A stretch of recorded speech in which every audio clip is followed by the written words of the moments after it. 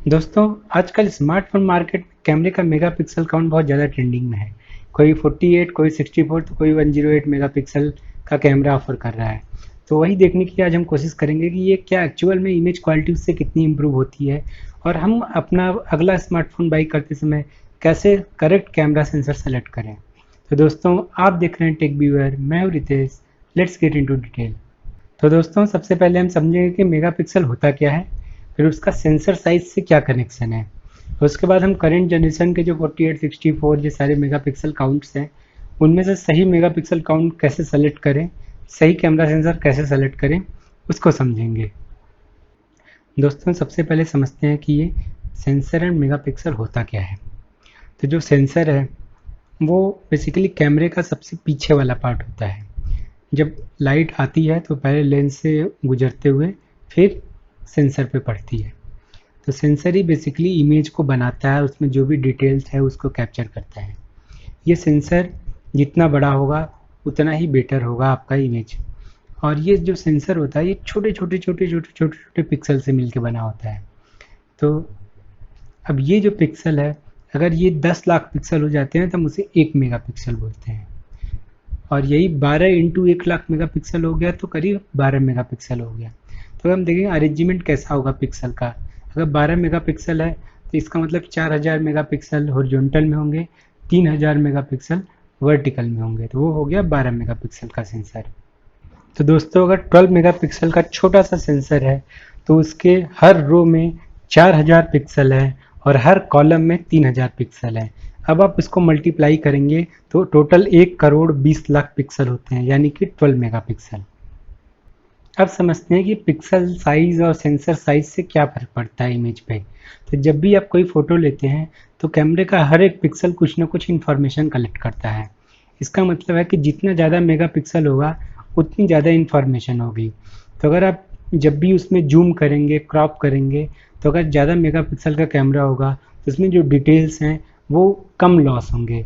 यानी कि अगर 48 मेगापिक्सल का कैमरा है उसमें आप फ़ोटो लेने के बाद जूम करेंगे तो क्लैरिटी ज़्यादा होगी in comparison to 12 megapixel sensor के। दोस्तों, क्वांटिटी और क्वालिटी में फ़र्क होता है। क्वांटिटी बहुत ज़्यादा हो, क्वालिटी ना हो तो सारा बेकार हो जाता है। इसीलिए पिक्सल बढ़ा देने से क्वांटिटी तो बढ़ जाएगी लेकिन क्वालिटी तब बढ़ेगी जब वो उस इंडिविजुअल पिक्सल का साइज भी बड़ा होगा। यानी कि जब जितना बड़ा पिक्सल होगा वो उतना ज़्यादा लाइट कैप्चर करेगा, तो उतनी अच्छी इंफॉर्मेशन की एक्यूरेसी होगी। छोटा पिक्सल होगा तो ज़्यादा लाइट कैप्चर नहीं कर पाएगा, तो जो एक्यूरेसी ऑफ इंफॉर्मेशन है, कलर्स की डिटेल है, वो सारी चीज़ें करेक्ट नहीं आएंगी। तो जो ओवरऑल इमेज की क्वालिटी है वो अच्छी नहीं होगी। अगर आप किसी फ़ोन का स्पेसिफिकेशन देखेंगे तो उसमें ऐसे लिखा होता है कि कैमरे का पिक्सल साइज 1.4 माइक्रोन या सेंसर साइज 1/2.3 इंच। तो ये बेसिकली सेंसर साइज और पिक्सल साइज को डिनोट करते हैं। तो अब हम समझेंगे कि कैसे हम सेलेक्ट करें कि कौन सा कैमरा का मेगापिक्सल हमारे लिए बेटर है। इतने सारे मार्केट में वैरायटी है, तो उसको समझने की कोशिश करते हैं। दोस्तों, आपको सिर्फ दो चीज़ें ध्यान में रखनी है।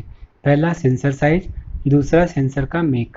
सेंसर साइज जितना बड़ा होगा उतना ही इमेज क्वालिटी बेटर होगी। और अगर सेम साइज के सेंसर हैं तो आप सोनी को सबसे पहले प्रेफरेंस दीजिए, फिर सैमसंग के सेंसर को, फिर ओमनी विजन के सेंसर को। अगर बात करें कुछ और डिटेल में जाना है तो आप बिगर पिक्सल साइज को फिर देख सकते हैं या मेगापिक्सल काउंट को भी फिर कंसीडर कर सकते हैं उसके बाद। लेकिन सबसे पहला प्रेफरेंस होना चाहिए सेंसर साइज। अगर वो सबसे बड़ा है तो आंख बंद करके आप वो कैमरा ले सकते हैं। पर ध्यान में रखने वाली ये बात है कि अगर कोई कैमरा जिसमें OIS है, यानी कि ऑप्टिकल इमेज स्टेबलाइजेशन, तो कैमरा बेटर परफॉर्म करता है even with smaller sensor size. तो आप अगर कोई ऐसा कैमरा देखते हैं जिसमें ऑप्टिकल इमेज स्टेबलाइजेशन है तो आप उसको चूज कर सकते हैं। दोस्तों, अब ये जो मेगापिक्सल का वार चल रहा है उसको समझने की कोशिश करते हैं। तो करेंट जनरेशन के जो भी सेंसर्स हैं 48, 64, 120, 108, तो जितना ही हम हायर साइड जाते हैं तो करंट जनरेशन में उनका सेंसर साइज भी बढ़ रहा है। तो उनसे उससे इमेज अच्छी हो रही है।